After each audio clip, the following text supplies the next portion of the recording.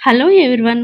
కొత్త పిచ్చోడు పొద్దెరగడన్నట్టు నాకొక చిన్న హాబీ ఉందండి. ఆ హాబీ గురించి చెప్పాననుకోండి మీరు తప్పకుండా నవ్వుతారు. అదేంటంటే నేను బయట స్టేట్స్‌కెళ్ళినా కానీ, లేకపోతే హైదరాబాద్‌లోనే ఎక్కడైనా బయటికి వెళ్ళాననుకోండి, ఇంటికొచ్చేటప్పుడు కంపల్సరీ నా బ్యాగ్‌లో కూరగాయలుంటాయి.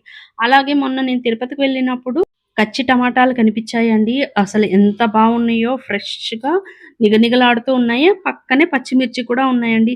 ఆ కచ్చి టమాటాలను చూడగానే నాకు మా అమ్మమ్మే గుర్తుకొచ్చిందండి. మా అమ్మమ్మ చేత్తో రోటి పచ్చడి తిన్నానండి. అది ఇప్పటికీ రుచి మర్చిపోలేమనమాట. అంత బావుంటుంది కచ్చి టమాటా పచ్చడి. అందుకే నేను అవి తీసుకొచ్చుకున్నాను. పచ్చిమిర్చిని ఆయిల్‌లో ఏసి వేపేసుకొని, తర్వాత అందులోనే పచ్చి టమాటాలు సన్నగా కట్ చేసి వేసుకున్నాను.